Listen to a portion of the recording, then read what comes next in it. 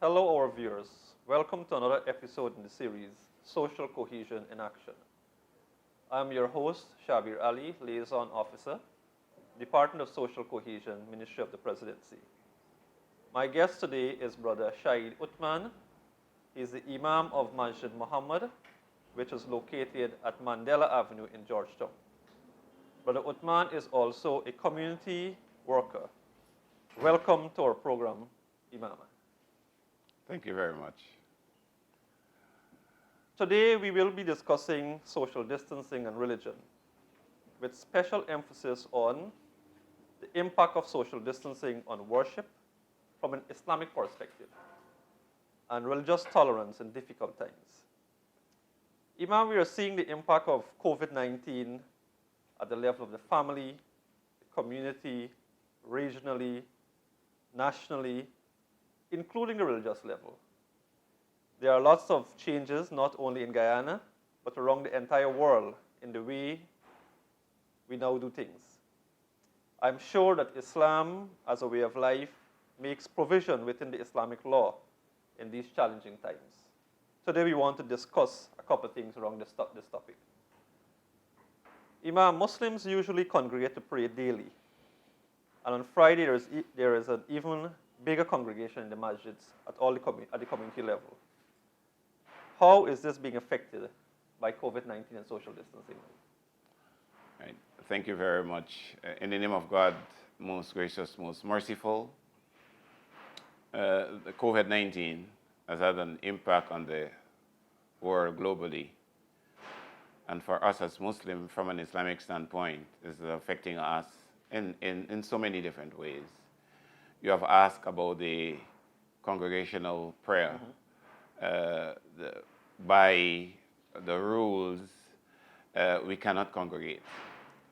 And this is actually affecting us because it is the core of our worship, our methodology of worship. It is the core where we stand very close to one another and we share with one another, we pray with one another, we feel for one another. And this brings a sense of joy and peace and brotherhood into this whole relationship that ought to exist amongst us Muslims.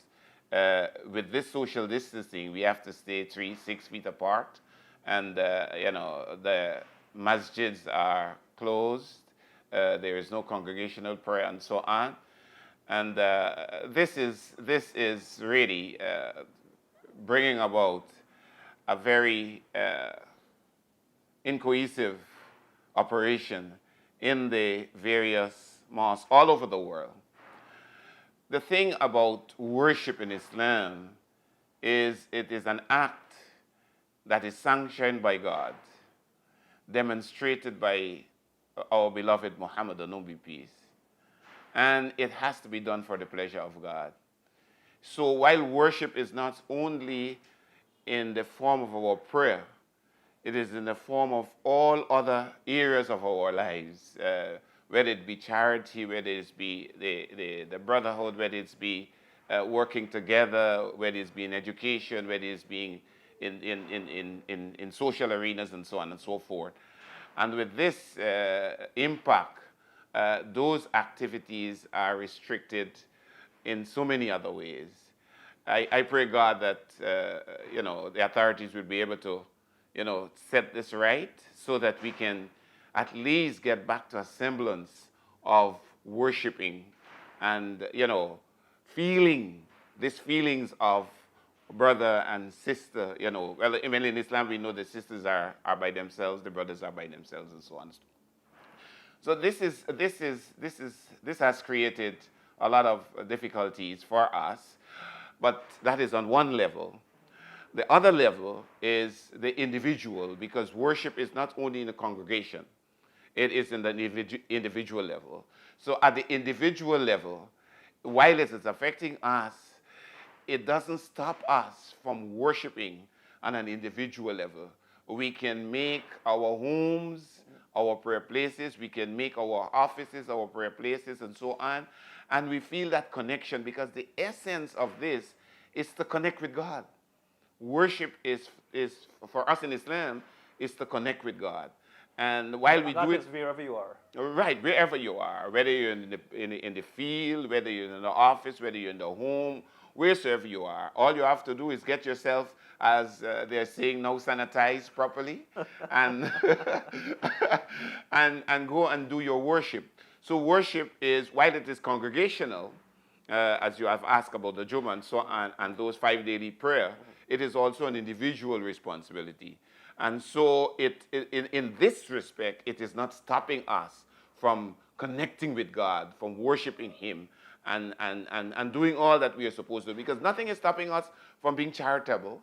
Nothing is stopping us from being loving to our neighbors. Nothing is stopping us, and all the various aspects of our lives are kicking in as an individual. So this is what it is as it relates to the whole question of worship and the COVID-19 impacting on us and so on.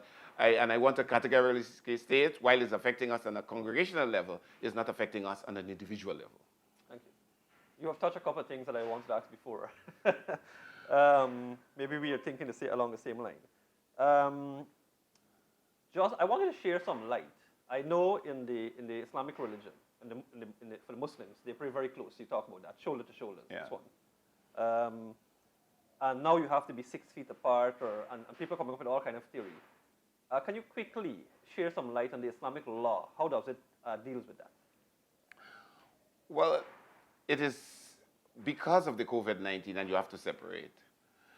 It becomes an individual thing. For example, in various masjids all over the world, people still go to the masjid, but it's just that you cannot be close to one another anymore. Right? My masjid, we allow the brothers to go and do their daily prayer, but they are not in that close proximity. They separate from one another and so on, and they do their prayer, and they can also have their little social, gap, as we would normally have it after the prayer and so on and so. So the Islamic law is very clear. It doesn't stop us from worshiping in spite of COVID-19. It's the aspect that is affecting is our closeness to one another. So Islam makes provision for that. Yeah, all the time, all the time. As a matter of fact, the Islamic law is so clear that the objective of the Islamic law is to breed this cohesion, this cohesiveness amongst human beings. First the Muslims, and then others at large. You have touched on an area that is relevant. And we are talking about this COVID-19 and worship and tolerance and all of that. Islam is so clear that when we come to the aspect of tolerance and so on, if we understand that we are all human beings coming from Adam and Eve, and that Adam was created from black and altered clay, when we understand this, then all of these other things that kick in from the other side. In this world, there are two perspectives or two sides. The sides that are for Allah, God, and the sides that are not for Allah. And what happens is that the side that is advocating and elaborating the principles of love and justice and all of these things about worshiping and so on, they are instead trying to make sure that they obey the laws of God. And the other side, and this is not new, it happened from the very beginning of time, when God was saying to the angels and speaking to Satan and so on, and Satan had vowed that he is going to try to do all the things necessary to make sure that mankind does not worship God. And there's a big thing now of this Satan worship and all of that. So when you think about it, that the COVID-19 has come and it is worshiping and tolerance and so on, the foundation of this is to understand who we are, and that we are creation of God, and there is just one humanity, whether you black, green, white, or whether from which part of the world you come from, we are one humanity. if we start seeing it through that particular perspective, then what will happen is that all of these idiosyncrasies will just disappear. But remember, the other side is keeping it because they want to manipulate and to be in control and so on and so forth. As a matter of fact, a little girl was singing a song the other day, right? I am worshiping Satan. So I said, what are you saying? She says, but it's a song I'm singing. But imagine what it's doing to that little mind. Yes, in her mind. That she's worshiping Satan and so on. So these are, for me, tolerance and worship and so on has to come from a foundation of understanding, belief, and to see ourselves as one unit human being, whether from where you come from, wheresoever you belong to, your status quo and so on. As a matter of fact, the world is divided into those who are educated, they take a pedestal. Those who are black take a pedestal. Those who are white take a pedestal, and so on and so forth. And everybody get into their own little, corners and so on.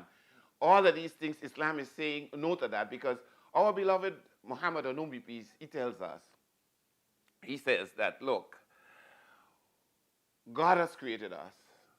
We are all from Adam and Eve. And the only distinction that he looks for and that he sees is that we are religious, we have good conduct, we have good character, and so on. As a matter of fact, the basis of him judging us is on the basis of our character, not on the basis of our skin and our hair texture and so on. And he's not going to look at those matters, our educational qualification, our money and so on. He's not going to look at that. He's going to look at us who's best in conduct. And I dare say that if a European man is more obedient to God, then he's going to go to heaven than a black man who is disobedient to God. Right? It is clear. So that is how Islam sees it, and that is how we as Muslims ought to teach the world of how to behave. And if we only live like that, you see, this thing is not only a talk. You got to demonstrate it. You got to live it. Action. You got to take action. If we take action and live in such a way, I believe we will be able to transform the world. And the world will see themselves in a... But we have to continue to educate ourselves first, and then our family and so on. As the Quran tells us, save yourself and the family from the fire of hell. Thank you, Imam. I've seen earlier you touched on the brotherhood. So clearly it shows that the COVID-19 would have had some impact on the brotherhood at the level. Imam, for our viewers out there who might not understand Islam and the way of life, can you share in a nutshell, how does the Islamic law address pandemic? How do we deal with pandemics? All right.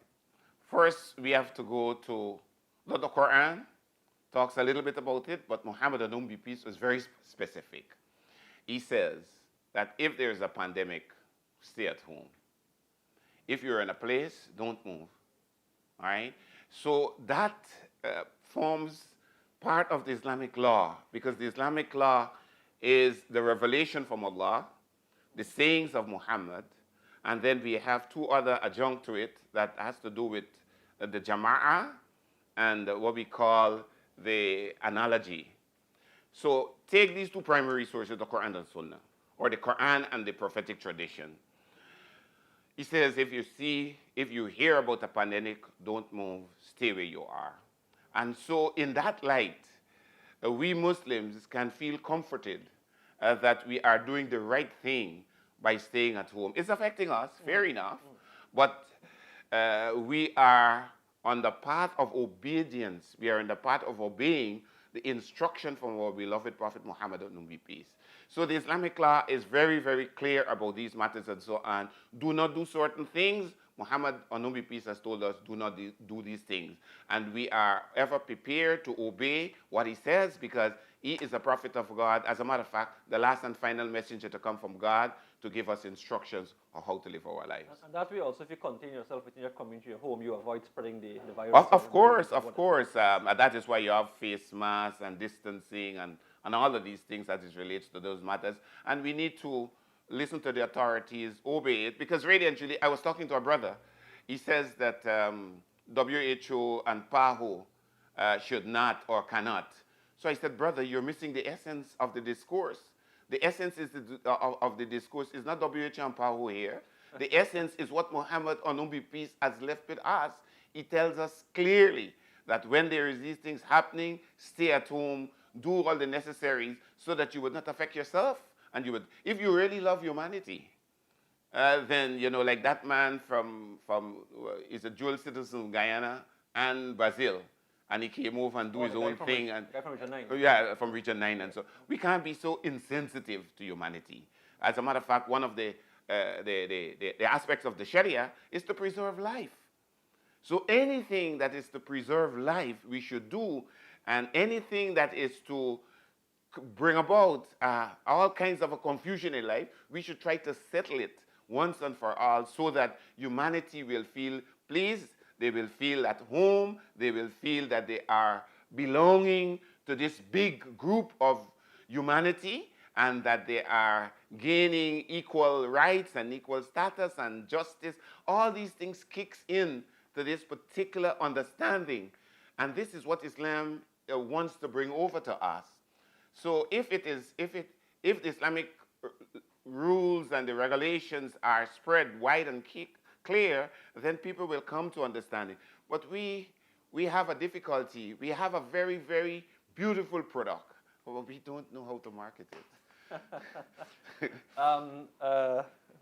Well said, well said. Just for our viewers, Imam, Islamic law, the Sharia, you use the word Sharia. Yeah. Our viewers might not understand, especially in the Hinterland community, but Sharia refers to the Islamic law. Yeah. Sharia is the Arabic. Right. Islamic law is the... Imam, I know Muslims, for example, Muslim in particular, part of their tradition, their religious belief, when they reach each other, they will greet people by hugging. Yeah. With the advent of social distancing, how is this being affected? Well, it is affecting us. But there is while I categorically say it is affecting us because we cannot, as a matter of fact, some brothers are breaching the protocol. They say, look, forget about COVID-19. I didn't see you for so long. I want to embrace you and so on and so forth. But on a different level, if the brain kicks in and understands that if I do that on a normal way, and now that this pandemic has faced us, I cannot do that, then there will not be a difficulty, right? Because there is a barrier that has now been set. God has placed this barrier in COVID-19. So as long as the understanding is there, then these other matters will take a subside. This is not going to be forever, right? And so we will return, as they would normally say, we are now experiencing a different norm, right? And as this is what we got to understand, that this is not going to last forever. We are experiencing a different norm, and hence let us be patient, let us be tolerant, let us be abiding by it. So when it's all gone, we are going to return to our normal way and so on. It doesn't stop me from saying salamu alaikum to Brother Shabir. It doesn't stop me from doing good for Brother Shabir. It doesn't stop me from sharing it with Brother Shabir. It doesn't, COVID-19 doesn't stop so many other aspects of it. So sometimes we are only thinking about one part of this thing and leaving out the other parts of it. It doesn't stop us. The restrictions are, we cannot, be very close to one another. We have to wear our face masks. We have to do this and so on. And those are small things in relation to the huge other things that we can do to one another. But the Shabir is having some problem with his car. I can bring my car and help Brother Shabir. I mean, so many other areas that the positives can also help to generate, of course. So the issue is that, yes, while the distancing is causing some amount of difficulties, because really and truly, Islam addresses the heart and the soul. And when the heart and the soul is affected, then the entire body is affected. But because of this higher understanding that there is a situation that we cannot overlook, it brings us to that conclusion that, look, we are going to be able to handle this particular issue. And which brings me to the next point I want to discuss. We touched on it earlier. In Islam, prayer is not only worshiping is not only Prayer. prayer. It's not part of Islam alone, but there's the charitable aspect of Islam. With COVID-19 and all that's happening now, is this being affected, and how do you deal with it? Doing charitable work and helping those people over here. Well, it doesn't affect us. COVID, that I was saying earlier, COVID-19 doesn't affect us from being charitable. Right? As a matter of fact, me and my community, we could not have provided the normal meals for Ramadan. That afternoon meal and that night meal. But what when you break the fast. Right, when we break the fast. So what we did is to make sure that our brothers and sisters had the raw stuff. We were able to galvanize some help. We get the raw stuff, we give them, so that they will be able to provide for themselves in their own little kitchen. Right? So these are practical ways. Nothing stopped us in Ramadan from giving our zakat, our charity to others. Nothing stopped us in Ramadan from fasting from dawn to sunset. Nothing stopped us in Ramadan, and the list continues. We can go on and on and on. So COVID-19, while it have its negative, it has so many other positives that if we should only focus on it, who is stopping us, COVID-19, from sharing the love for our mother and our father, our brothers and our sisters and our neighbors and so on and so forth? During this period, we have a little system in where I live in Anns Grove that we will cook and we will share it around, right? Them little bush cook that we talk about, Kind of community arrangement. Yeah, community arrangement. We do that and we share it around and so on. And people are coming with their plate, just like what used to happen in 1963, 1964. Well, 63 to be more specific. There was one big pot, and the village come and bring their plate and eat from it and so on. So these are things that COVID-19 is not stopping us to do, right? The farmers, for example, they are not affected in that way. COVID-19 is not on the plants. They grow, balanges are produced, plantain is produced, cassava is produced, and so on. So they bring it and we sell and so on and so. So all of these things are positive aspects that we can derive from all of this. And I'm not a negative person. While we acknowledge what is happening and so on, there's so many positives. Your charity, your all the other aspects of your life. COVID-19 is preventing us from smelling sweet and bathing when the day comes. Certainly not. And it's not preventing us from doing all of these things, dress up nice and so on. Perhaps it's helping us to revive some of the traditions. Of course. Some of our traditions.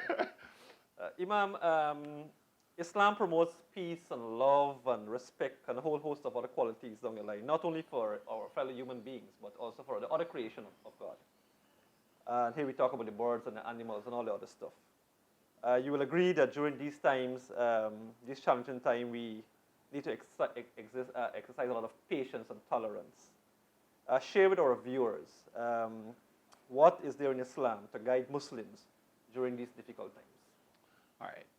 We have two sources that we rely on dearly. We cling stubbornly towards it with our molar.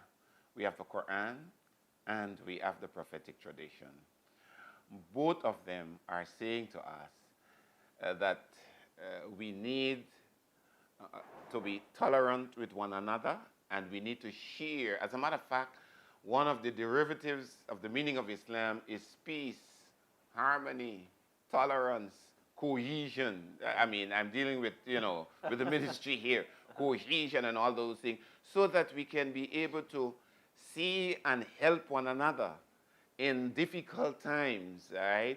As I mentioned earlier about our sharing and about our, cooking and doing these other things. And so Islam is pregnant with trying to help and to spread peace. And as a matter of fact, Muhammad Anumbi Peace he says categorically, feed the people and spread the salam.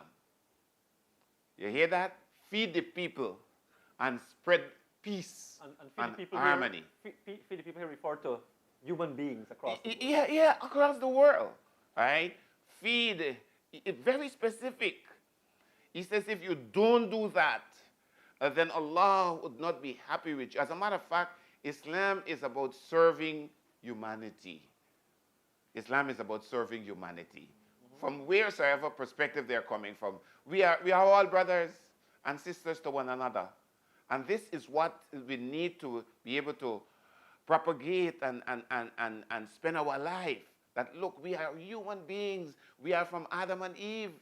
All human beings. This thing about say that Europeans became Europeans and white because of the cool that they were living in is all not historical. It's all garbage, right? Allah tells us clearly that He created Adam, extract from one of his uppermost rib, and created Eve. And then He married them. Islamic tradition tells us that Adam and Eve had 120 children. Every time she delivers, she will deliver twins, a boy and a girl. This boy might come out African, the girl might come out European, right? And it goes like that. So all of us are from, and that is what the Quran tells us. O mankind, we have created you from a single soul, right? And I have made you into nations and tribes, only that you may know one another, that you may understand one another, that you may feel for one another, that you may do all the things that are necessary. So the issue here is very simple. We have got to understand that tolerance, there would be no tolerance if there is no understanding. And Islam, is pregnant with making sure that that understanding emanated from the one who created us, Allah, and throughout the ages, from Adam right down on to Prophet Muhammad, all the time, the message is simple. Worship God. Worship God. The Lord thy God is one God. And take care of humanity. And anyone who doesn't want to take care, doesn't worship God and doesn't want to take care of humanity, then we see him or her on the other side portraying and bringing about all of these negative connotations in the world that is responsible for all this topsy-turvy thing that is happening. Humanity is really not supposed to be living in this topsy-turvy land, right? That is why Islam promotes, for example, Allah bless all of us differently. He has given us some of us wealth in abundance. He has given some of us education in abundance. He has given some of us all kinds of things. The story is, those who are wealthy, they are supposed to share it with those who are not so wealthy. And that is why we have the system of charity in Islam, so that we can be able to help one another and so on and so forth. Let me tell you a practical example. There is this one man in Ansgrove. He educated himself, he went abroad, he studied, and so his mother died, he came home back. He was shunning all his friends. So the mother died. Them not long ago time, you're burying people in the earth. He went to those friends and tell them, dig the grave for my mother. They said, yes, we're going to dig the grave. When he finished with his service and went to the graveside, there was no grave dog. The friends were there with a shovel and their sticks and so on. They said, we now want you to understand that this thing is not about you. This thing is about all of us. Right? He burst into tears, saying that, hey, this thing here, I now understand that really and truly I'm not an island all by myself. This world has to be done. You depend on me, I depend on you, because nobody is independent of it all. All of us right. work with it. Imam, I think we would have had a very fruitful discussion. We have come to the end of this program. I wish to thank our guest, Imam Shahid Uthman, for his presentation. Please join us again for the next episode of Social Cohesion in Action. Stay safe, wear your mask, and practice social distancing. Thank you very much. Thank you very much.